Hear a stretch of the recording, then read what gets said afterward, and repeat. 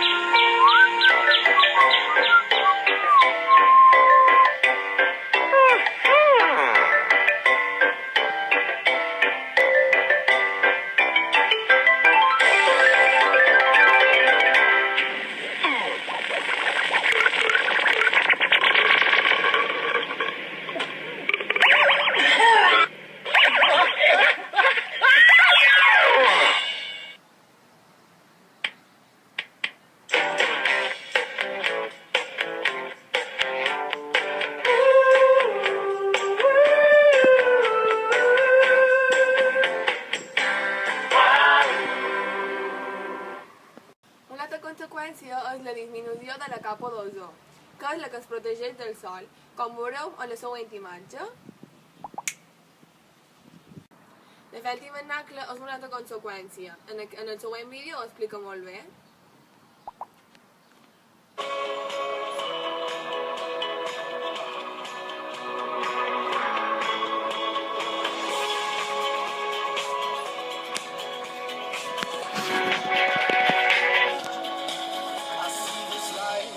Swinging vine, swing my heart across the line. In my face is flashing signs. Seek it out and ye shall find. Old, but I'm not that old. Young, but I'm not that bold. And I don't think the world is sold. I'm just doing what we're told. I feel something so right, doing the wrong thing. I feel something so wrong, doing the right thing. I could lie. Everything that kills me makes me feel alive. I've been losing sleep, dreaming about the things that we could be. I've been playing hard, said no more counting dollars, we'll be counting stars.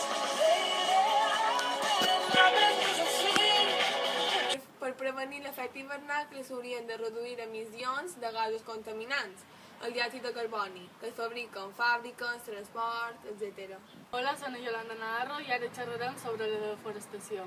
En el bosc Amazones hi ha cada vegada més deforestació causada per la tala massiva d'arbres. Una de les causes són els beneficis econòmics que ho fan sense tenir en compte les conseqüències. També l'augment de la població i la pobresa extrema que provoca la desaparició de boscos.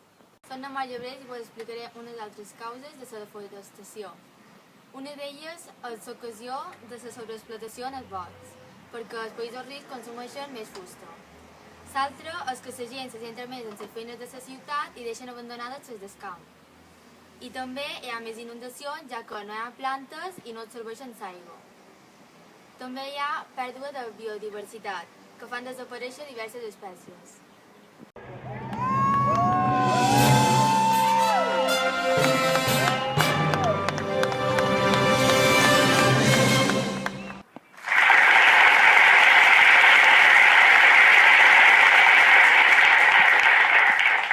Bones tardes, soc la Caterina Siquier, candidata del Partit Republicà dels Estats Units. Llavors, les meves propostes són la reforestació en els boscos, la reforestació. És a dir, tornar a plantar els arbres en els boscos que els nostres companys dels altres partits ens Ens han embrutat, ens han tallat. Totes. Llavors, ens estem quedant en una societat artificial, molt artificial, ens estem quedant. Llavors, què podem fer? La reforestació. La reforestació és el meu pla de vista que jo penso que s'ha de fer. Llavors, la limitació de les terres de conreu, cosa molt important. També havia pensat el manteniment dels boscos. És a dir, evitar-ne l'abandonament. Penseu, si ens anéssim als boscos de tant en tant, els boscos estarien ben cuidats. Anem a regar-los. Llavors, regar-los es poden regar sols amb la pluja. Però